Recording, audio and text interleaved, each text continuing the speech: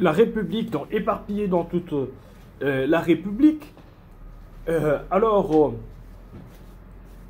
donne un exemple. Par exemple, dans le Chaba, dans l'ex-province du Katanga, vous avez plusieurs gisements de cuivre, vous avez plusieurs gisements de cobalt, des gisements cupro-cobaltifères. Mais ces gisements, des fois, font objet d'une exploitation non contrôlée. Donc vous avez par exemple des gens qui se livrent à l'exploitation artisanale quand il veut et où il veut. Cependant, les gisements normalement doivent être classés. Nous avons des gisements en fonction du tonnage qui peuvent être artisanalement exploités, tout comme nous avons des gisements qui peuvent faire office d'une exploitation industrielle avec tout ce qu'il y a comme bénéfices, avantages et désavantages. Alors, le premier mal qui se trouve en République démocratique du Congo, c'est que je pense que la géologie de la France, la géologie des États-Unis ou encore les gisements des différents pays sont restés cachés jusqu'à aujourd'hui. La géologie doit faire objet, la géologie d'un pays doit faire objet d'un secret d'État. C'est-à-dire que, ici en République démocratique du Congo, ce qui me fait même rire aujourd'hui, c'est que vous avez chaque année plus de 350 géologues qui sont mis sur le marché et qui deviennent des cambistes. Des géologues qui deviennent des gens sans travail, des géologues qui sont au chômage. Dans un pays comme la République démocratique du Congo, on ne devait pas avoir de géologues au chômage. Pourquoi? Parce que les premières campagnes d'exploration ou de prospection minière doivent être soutenues par le gouvernement congolais. Donc c'est le gouvernement congolais qui, n'est-ce pas, doit soutenir de prime abord, n'est-ce pas, a fortiori, des campagnes d'exploration en République démocratique du Congo. Donc je vais donner une petite démarche, c'est-à-dire les campagnes d'exploration soutenues en République démocratique du Congo doivent être financées par le gouvernement congolais. Le Congo doit enregistrer des géologues qu'il fait travailler afin de rechercher et de découvrir les gisements.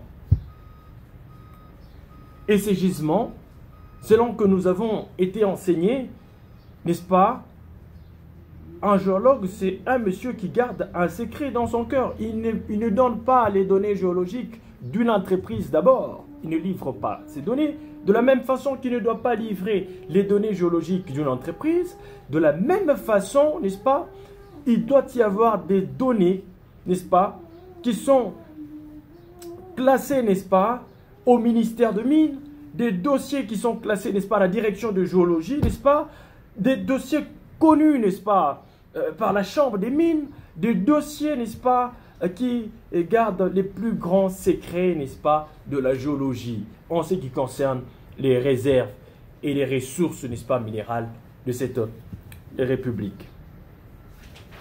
Les mêmes géologues utilisés par le gouvernement congolais doivent faire des études de faisabilité, bien sûr en couplant ces gens avec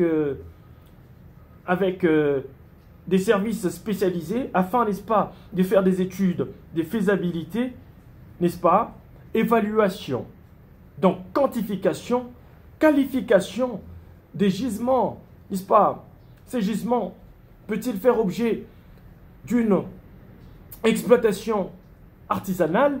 Ce gisement peut-il faire objet d'une exploitation industrielle? N'est-ce pas? Toutes les études doivent être effectuées par les géologues congolais, n'est-ce pas, les ingénieurs des mines, afin, n'est-ce pas, de donner, n'est-ce pas, une nourriture assez prête à être dégustée n'est-ce pas, sur un plateau.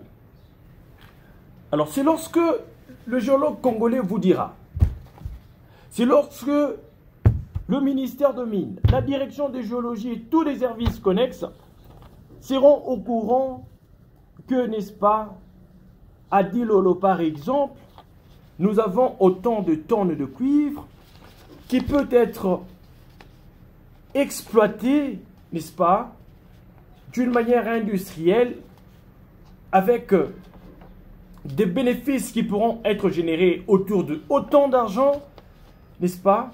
C'est à ce niveau que, n'est-ce pas, le gouvernement congolais peut se mettre à proposer aux investisseurs étrangers, n'est-ce pas,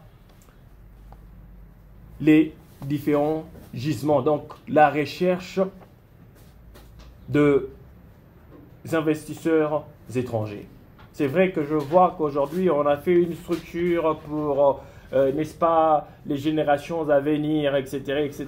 Mais lorsque l'on n'aura pas fait ces travaux, afin, n'est-ce pas, d'avoir une connaissance totale sur le potentiel minéral en République démocratique du Congo, il sera aussi difficile de savoir qu'est-ce que nous allons réserver aux générations futures. Puisque tout ce que nous trouvons, nous consommons. Et ce que nous trouvons, nous le trouvons mal. Et je trouve mal que ce soit des services étrangers tels que la BRGM qui viennent faire tout le travail à notre place. C'est insensé. Nous, les fils, nous sommes fils de cette République. Nous avons étudié et nous sommes capables. Si nous ne sommes pas capables, alors quitte à notre gouvernement de nous envoyer, de nous recenser et de nous envoyer à l'étranger, aller étudier pour, n'est-ce pas, être suffisamment formés afin de reprendre, n'est-ce pas, toutes les responsabilités géologiques dans notre pays. Géologue Rodrigue de la République démocratique du Congo. Vous pouvez trouver mon numéro sur mon compte, vous pouvez me contacter. Je suis là et je pense que je suis prêt à partager, n'est-ce pas, des idées solides sur ce qui est de la gestion de l'économie des ressources minérales en République démocratique du Congo.